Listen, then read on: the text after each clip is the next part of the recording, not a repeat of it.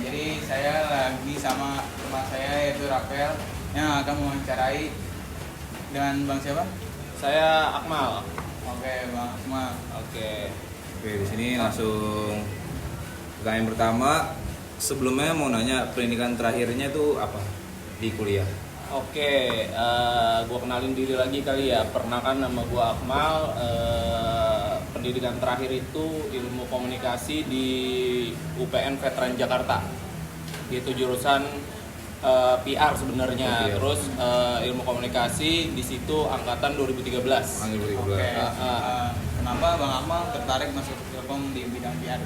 Oke, tertarik di bidang ilkom di PR sebenarnya yang pertama karena gue nggak bisa ngitung, jadinya gue di ilmu komunikasi jurusan yang agak sedikit lah untuk yang hitung-hitungan, paling ada statistik doang kan, kayak gitu-gitu. Jadi tertarik di dunia komunikasi ya itu karena kan komunikasi bakalan kepake juga di dunia pekerjaan kan, karena ruang lingkupnya luas lah kalau untuk komunikasi itu bisa kemana aja kayak gitu sih.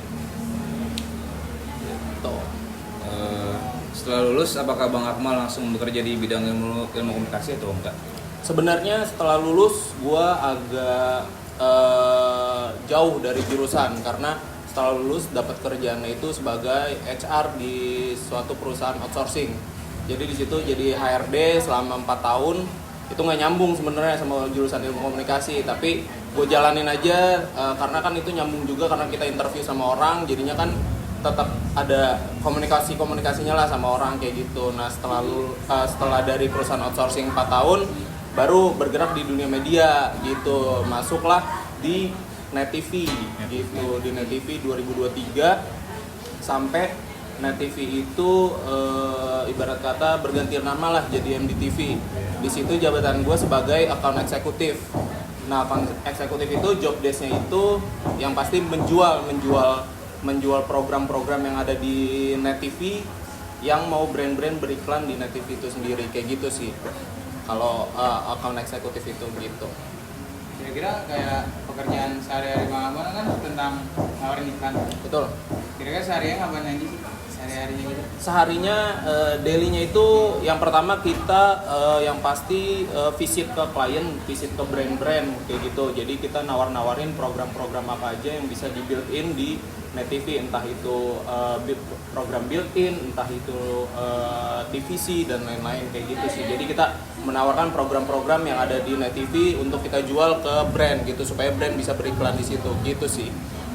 Kesehariannya pokoknya visit-visit klien gitu, ketemu klien kayak gitu. Berarti jarang di lapangan, Jarang di kantor karena kita masuk jam 10, jam habis makan siang udah harus keluar ketemu klien kayak gitu. Nanti balik lagi sore ke kantor. Berarti kerjanya gitu. lebih di lapangan lah gitu ya? Di lapangan, visit-visit ke kantor klien sih gitu, ketemu klien, meeting dan lain-lain kayak gitu. Suka dukanya apa sih dalam pekerjaan apa? Sukanya pasti banyak karena di dunia media itu asik menurut gua gitu karena lebih fleksibel, orang-orangnya juga nggak yang kantoran banget kayak gitu kalau di media. Nah dukanya paling ya namanya sales, apalagi ada target, kalau misalnya nggak achieve target itu paling dukanya gitu, agak susah untuk menjual program-program di Net TV kayak gitu sih. Tantangan dari kerjanya sama cara ngatasinnya gimana sih? Tantangannya biasanya gue study case-nya dari pengalaman gue ya. Kalau Net TV kan mungkin ratingnya agak jelek ya, jadi gue susah untuk jualan ya. Tantangannya ya gimana caranya lu bisa ngebuat klien lu percaya sama lu gitu. Entah itu nanti program-program lu yang menarik kah gitu kan. Dulu ada Tonight Show tuh di Net TV dan sebagainya. Itu kan salah satu program yang unggulan lah. Walaupun ratingnya jelek tapi itu unik program, jadi jarang lah TV-TV lain punya program kayak gitu in-house. Jadi bisa-bisa kita gimana untuk ngelobi klien supaya kliennya mau untuk beriklan di TV kita gitu sih. Cara ngatasinnya. Santai aja, jangan terlalu panik. Santai. Gue jadi ikut panik, santai.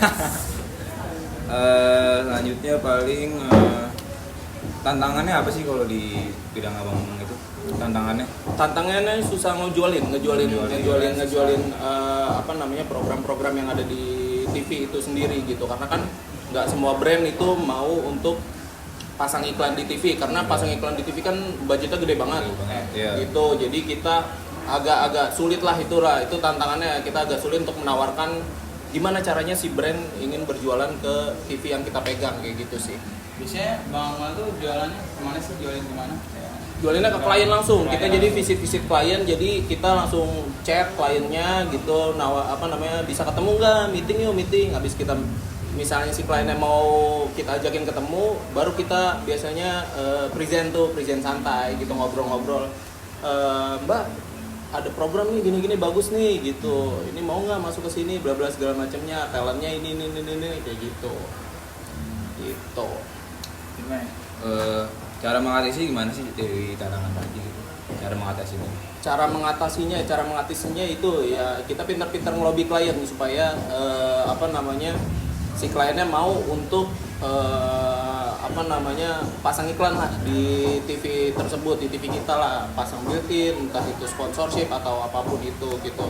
Yang pasti kita menjaga kedekatan dulu, yang pertama kedekatan dengan klien. Kalau kliennya udah trust sama kita, walaupun TV kita jelek ibarat kata kayak gitu ya, klien ya mau aja karena kita dekatkan gitu, kayak jadiin klien sebagai teman gitu sih. Lebih enak lah gitu ya. Lebih enak gitu, kita ajak nongkrong dan sebagainya kayak gitu. Persiapannya apa sih untuk mahasiswa yang ingin masuk ke dalam dunia media gitu kayak kira-kira sekarang? Kan kita kan lagi kuliah di ilmu komunikasi nih. Kayak persiapan tuh buat masuk ke bidang pekerjaan gimana sih? Jurusannya apa? Ilmu komunikasi. Kan ada Oh iya. belum jurusan. Masih semester 2 kita. Oh Iya. gitu. Ya yang pasti yang pertama lu mau jurusan apa dulu nih? Kayak misalnya lu mau broadcasting lah. Ada kan broadcasting? Ada. Nantinya larinya akan kemana ya. Sebenarnya sekarang ya kerja lu sesuai passion lu aja. Jadi lu kerjanya enggak jadinya enak gitu, maksudnya lu berangkat kerja enak karena gue suka nih kerjaan gue kayak gitu sih, lebih ke situ. Jadi sebenarnya dari diri lu aja enaknya di mana. Kalau emang lu udah suka sama dunia broadcasting ya siap-siap aja untuk mental segala macam, karena kan di dunia media itu ya bisa dibilang keras ya, agak keras juga. Nanti kan di sana bacot-bacotnya gimana gitu. Iya, kalau misalnya sama tim produksi gitu ya dibilang anjing ya anjing kayak gitu-gitu, udah ngomongnya kayak gitulah. Siapin mental aja. Gitu.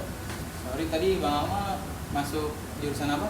Ilmu komunikasi, PR. PR. Nah, kan saya tertarik juga nih sama Betul. PR. Kira-kira di dalam PR tuh ada apa sih, kayak kita ngapain aja? Kalau di dalam PR sebenarnya nggak gimana ya, beda banget sama yang broadcasting. Broadcasting kan lebih ke advertising gitu, iklan-iklan gitu ya. Mungkin gimana betul ya Bapak Acel gitu kali ya.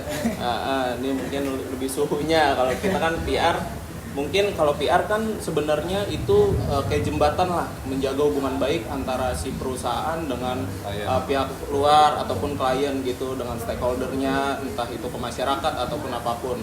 Nah, sebenarnya yang gue jalanin di media nggak ada PR-nya karena bukan jurusan gue itu sebenarnya. Jadi ya pertama tertarik dengan PR karena ya emang suka aja gitu, jadi penjembatan antara pihak satu dengan pihak lainnya itu sih.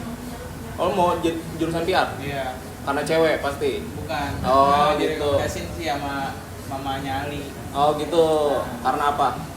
Katanya gampang dapat kerjaan yang pertama. Lebih fleksibel lah, Iya, ibarat kata kayak gitu. dibanding kalau media kan jurusnya pasti ke media semua kan. Kalau jurnalis pasti jurnalis doang kan. Benar. Kalau PR kan lebih meluas. Betul. Itu sih paling. Benar. PR lebih fleksibel juga, benar. Apa sih yang membuat Abang tertarik masuk ke dalam bidang dunia media? Yang pertama, karena menurut gua media itu nggak akan pernah mati ya kali ya. Pakai terus lah gitu. Akan terus, entah itu dari zaman koran, nanti pindah ke radio, terus pindah ke TV, terus sekarang dunia digital. Jadi semua akan terus berkembang. Jadi kayak kita terus update aja sama zaman sih. Juga mungkin untuk orang-orangnya juga lebih enak lah, lebih nggak yang kaku-kaku segala macamnya. Jadi kayak nongkrong aja lah kerja kayak gitu. Jadi nggak berasa kerja gitu ya? Betul, jadi enak gitu, kita kerja, datang ke kantor, hihi dengan teman kantor ataupun klien kayak gitu-gitu. Jadi lebih fleksibel aja lah. Fleksibel aja kerja. Berarti kerjanya Bang Amal nih lebih ke arah di luar pekerjaan, kayak luar Ya, kantor lebih gitu, ke keluar, main ketemu di klien laptop gitu. nongkrong, meeting sama klien gitu. Nah, kan Bang Amal sih sering ketemu klien kan, kayak klien tuh pernah nyebelin gitu nggak sih? Oh, udah pasti. Jadi Kira-kira kan nyebelinnya tuh kayak gimana? banyak lah ada tipe-tipe klien, karena kan setiap orang beda-beda juga ya, apalagi di dunia pekerjaan. Kalau yang nyebelin ya pasti kayak susah kita temuin gitu. Jadi kan kadang ada klien yang susah banget ditemuin gitu. Udah kita bikin janji temu nih, orang nggak bisa-bisa, ngakunya sibuk mulu padahal kan nggak sibuk ya. Kayak gitu. Jadi ya itulah banyak klien yang ditemuin, banyak ketemu orang juga. Jadi itu juga jadi bahan lu juga nanti ke depannya berinteraksi sama orang gimana, karena lu udah sering ngadepin beberapa karakter orang gitu sih. Banyak yang ngeselin, yang enak juga banyak, kayak gitu sih. Itu mati? Enggak. Menurut abang magang penting nggak sih dalam bidang ini gitu? Kalau menurut gua sangat penting dalam bidang media. Kenapa? Karena di magang itu lu bisa ngelihat sistem kerja itu seperti apa gitu, lu terjun langsung ke dunia pekerjaan itu. Juga nanti yang paling penting sih sebenarnya relasi ya di dalam magang itu kan lu pasti nanti kenal sama karyawan TV tersebut atau media tersebut kan. Nanti lu itu adalah salah satu link lu nanti setelah lulus bisa dapat pekerjaan seperti apa. Karena di kerjaan sebelumnya gua banyak anak magang yang langsung direkrut gitu, jadi karyawan kayak gitu. Jadi dia dari magang terus setelah dia lulus ditarik lagi tuh, di hire untuk menjadi karyawan kayak gitu sih. Penting sih menurut gua. Penting.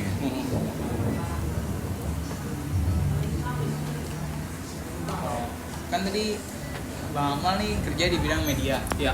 Yang media pasti kan sama editing, sama video audio, tulisan gitu. Kira-kira wajib dimiliki gak sebelum kita masuk ke media tersebut? Tergantung lu ngambil jurusan apa dulu. Sekarang kan di media itu sebenarnya banyak divisinya. Kayak gua misalnya divisi sales. Itu nggak berkaitan dengan sama audio, gua ngedit itu enggak. Karena job desk gua itu adalah menjual program gitu. Kalau emang lu mau masuk divisi produksi, entah itu nanti lu sebagai editor ataupun campers, nah itu lu harus menguasai itu kayak gitu. Kalau divisi gua nggak mewajibkan untuk menguasai editing segala macam, karena kan gua sales gitu. Ya. Gitu. Bagaimana sih cara meningkatkan kualitas abang sebagai sales gitu, menjaga kualitas gitu? Yang Gimana pasti cara meningkatkan? jadi diri sendiri. Terus juga ya kalau sales ya pinter-pinter ngecap lah gitu ya kan, supaya dagangan yang lu jual si klien percaya, trust sama dagangan yang lu jual. Dan juga nantinya outputnya kliennya bakalan ngebeli apa yang lu jual, kayak gitu sih intinya. Kan tadi kan Bang Amal ada kata trust ke klien. Nah, gimana cara Bang Amal percaya ke klien yang gitu? Caranya yang pertama yang pasti kalau kita udah dikasih tanggung jawab, misalnya klien udah mau pasang di kita gitu, maksudnya jangan kasih feedback atau anggapan yang buruk lah kayak gitu. Jadi kayak kita harus ngasih yang terbaik gitu. Misalnya ada brand satu belum pernah masang di TV, tiba-tiba wah dia mau masang di TV kita nih, nah kita harus ngasih yang terbaik tuh gitu, supaya dia bisa nantinya bakal masang-masang lagi di TV kita kayak gitu. Santai, itu juga ini ntar. Kalau Masih banyak pertanyaannya. Iya. Udah, apa lagi? apa? Lagi. Tuh ngeliat kamera dulu, ngeliat kamera. Udah. Ini kali ya. Oh iya benar. Boleh tuh. Apa sih pencapaian abang yang paling berkesan dalam bekerja? Di dunia media? Iya. Pencapaiannya adalah ya bisa achieve target gitu. Karena kan di divisi gua kan ya yang dilihat pasti targetnya. Kalau misalnya kita achieve target, itu adalah pencapaian tertinggi sales sih kayak gitu. Senang aja gitu, dapat bonus atau gimana, bisa ngebuat perusahaan dapat benefit banyak dari yang apa yang kita berikan kayak gitu. Achieve target sih kalau untuk gua.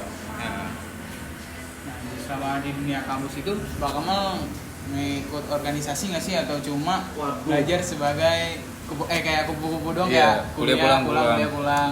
Gini, kalau di dunia perkuliahan dulu gua nggak ikut sama sekali organisasi, tapi gua itu nongkrong sama senior, sama junior gitu. Nah, menurut gua itu salah satu yang penting sih buat lu nanti ke depannya, karena salah satu lu nanti bisa dapat kerjaan itu salah satunya adalah link itu sendiri gitu, entah itu dari link senior lu yang udah bekerja di perusahaan. Jadi kan nanti kan lu masuk kerja, nanti kan pasti dilihat tuh, wah lulusan mana nih, siapa tahu nanti di sana ada senior lu gitu juga, nanti lu bisa dapat rekomendasi dari senior lu juga gitu-gitu. Yang penting di kuliah menurut gua lu jaga relasi lu, banyak-banyakin teman aja di kuliah, karena kita nggak tahu kan nanti teman kita jadi apa segala macamnya kayak gitu sih.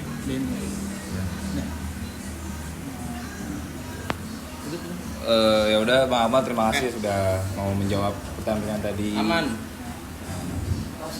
Closing.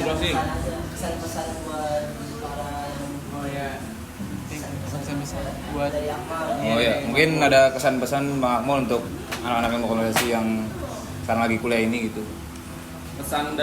Pesan-pesan mungkin ya belajar terus aja, terus ikuti kata hati, jangan ikutin orang lain, karena yang akan menentukan hidup lu diri lu sendiri, bukan orang lain gitu. Tetap jaga relasi di kampus, tetap jaga relasi di lingkungan apapun, karena nanti yang akan ngebantu adalah teman-teman juga sih sebenarnya. Kalau kita susah apa segala macem juga, nanti kan kita nanya temen juga tuh linknya ada kerjaan apa enggak kayak gitu-gitu sih. Yang pasti untuk yang masih kuliah tetap jaga relasi, terus kalau misalnya ingin jurusan yang diinginkan ya sesuai kemauan lu sendiri gitu, biar enak ngejalaninnya. Gitu sih pesan-pesan dari gua. Oke, segitu ya. Terima kasih dari wawancara kita. Oke guys. Yuk, tutup kameranya. Dah.